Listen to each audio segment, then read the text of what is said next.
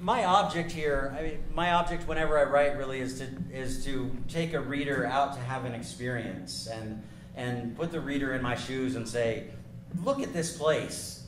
I mean, this is what I do all day long, driving across from Denver to here, crossing the width of the Rockies. I want to just be on the side of the road going, you've got to stop, look. It's happening everywhere. And yes, I am overly excited by the world, but how could you not be? I mean, look at this planet. And I try not to be, I know this is a dark book, Apocalyptic Planet, all that stuff, but the original title that I was working with was The Unbroken World. I wanted to write about, which is the same book. I wanted to write about how this is how this planet works. This is what's going on. Like, welcome to the Earth. This is an unstable place. Put too much CO2 in the air and you will find out what happens. You know, this is a planet that is constantly shifting and changing. So I went to different landscapes to get this story. Writing about the chapter on mass extinctions, I went to Iowa. Which was like the worst thing I've ever done. I know Iowa's beautiful. But oh my God. I went backpacking through GMO cornfields for 3 days. And which is, I went with a friend of mine. We'd set our camp. This is a tiling drainage in the middle of one of these massive industrial agricultural fields. This isn't a Monsanto field, it's a DuPont field. And we set our camp wherever, you know, enough herbicide had been put on the ground that it kind of balded it and you could sleep there. And our days were just this.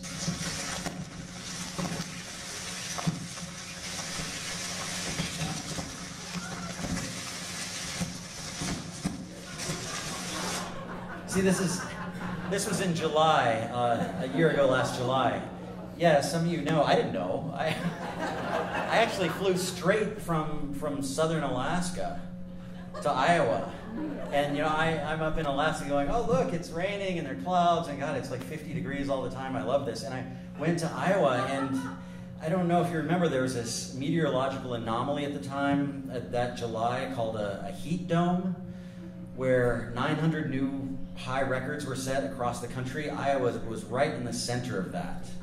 And the dew point temperature in the cornfield was, or at least the nearest high dew point temperature while we were there was, I think, 129 degrees Fahrenheit. So, you know, and every once in a while it would change. You get soybeans. But, you know, just to tell you, I couldn't get a picture of this, but at night we were camped near this soybean field, and I happened to be there when the fireflies were out, which is just stunning. I mean, when you come from the West, when you've spent your whole life in dry places, just like, you know, out here, when you see one of those little lightning bugs on the ground, like you see them every 3 years, this little tiny glow, you go, look, it's a glowing thing, it's bioluminescence. So exciting. And out here, there are like millions of them. We'd walk out into this field in the evening. I remember walking through these rows. The soybeans are only about knee high, so it's your chance to see the world around you. And at dusk, it looked like a star field looking across miles of soybeans, just glowing with these fireflies shooting up and down. And my friend Angus, who had come with me, who was very sorry that he did this trip with me, that was probably his one moment where I just remember the quote was, he just said, just when you thought the world was ordinary, as he was looking out across this. The rest of the time, it was just awful. I mean, at night it didn't cool off. I'm not used to these kinds of environments. I'm kind of a desert person, and carrying a full pack through shoulder-width corn where you can walk with your eyes closed for like 30 minutes. You don't have to look up because you just get shoved back into the center. And you would think that it's a sensory deprivation chamber in a way, but no, it's a sensory magnification chamber because it's just slithering around you all the time. You have to wear a bandana and tuck it up under your sunglasses. That's the trick. Because otherwise the leaves just hit you right there over and over again, and you start to bleed down your nose. And you keep your hands behind your back under your pack because you don't want to expose yourself to it. And in the heat, we would just drop into the rows and we'd just be there for hours just breathing. It's just awful. I'm fucking tired of being hot, sticky and dirty. Can I say fucking in this book? I don't know why he came. I was going to do it alone, and he said, "Oh, I'll come with you. Will I be in a book?" Yeah, sure. And I guess my object here was I wanted to look at a landscape where I could say, okay, this is what a mass extinction looks like. This is where you go from a tall grass prairie. I don't think there's any more sound, so you can just shut off the sound back there if you want. When you go from a tall grass prairie to a monoculture, all the species that are missing, everything just erased. 90% of Iowa is under agriculture.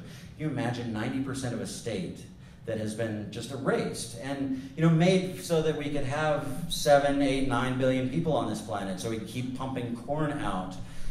I went in there to find out what was still alive, and there's not a lot. I have to tell you. I mean, eventually there is a hopeful part of this chapter, but you'll have to read the book to get there. I found some tiny mushrooms.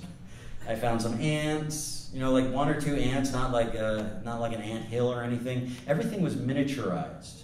There was nothing really large in there, except there are white-tailed deer that move through the rows. But I was looking for anything that wasn't corn, just to say, well, this is what a mass extinction actually looks like. I looked around the world to pick this landscape, going, okay, is it the Aral Sea in Central Asia, or is it Lake Chad that's shrinking? No, it's this landscape that we made. And there are some live things. The grasshoppers don't go back into the corn because they die in the corn. The pesticides kill them. The pesticides that are in the genes of the corn already that have been placed there. But then when you come out of those into the drainages, there are clouds of grasshoppers, and they ate my shirt.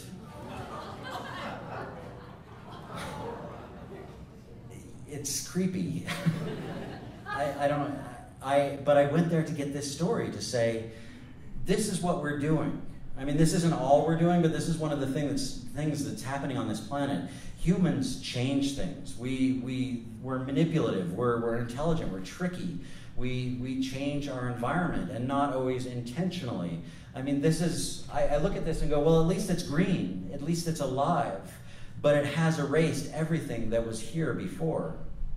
I looked at all sorts of different landscapes in this book. I went to sand dunes in Sonora, Mexico, to talk about desertification. I was down there in the heart of a 7-year drought. It was actually 7 years then. It's been broken a few times, but it's a much larger drought than most climate models had anticipated. And we just walked out across this place. I mean, this is the most marvelous place on the planet as far as I'm concerned. It's Colorado River Delta sand that then has blown inland across the desert for the last 3 million years, making these dunes, some of them 700, 800 feet tall, and the sand is fine as flour. I mean, you don't take a sleeping bag, you just roll up in it. And it fills all your orifices, of course. After 4 days, your molars don't touch anymore. And your ears are just packed. I mean, you should check out the chapter. We're burying ourselves every day to get out of the sun. So we're just these faces sticking out, because there's no shade out there anywhere. And we just would bury ourselves and leave our faces sticking out. So you'd be on the side of a sand dune, just watching. And I was there I wanted to see, what does a deep drought look like? I mean, it's already desert, right? But I've been there on wet years. I've seen sidewinders all over the place and ravens coming out there and foxes, but there was nothing out there this year. And there's a ranch out at the edge of the dunes. And at the time I was writing about it, I said, you know what, these dunes are just going to come in and swallow this ranch. A friend of mine sent me this picture about a month ago from the ranch and said, you're right. The ranch has been abandoned. The dunes are coming in. The year I was there, the ranch was just ringed by dead cows, and then out farther, dead horses, dead dogs. It was just, the whole place had fallen apart. And I know it sounds bleak. It is bleak. But I wanted to go there and say, this is one of the things the planet does.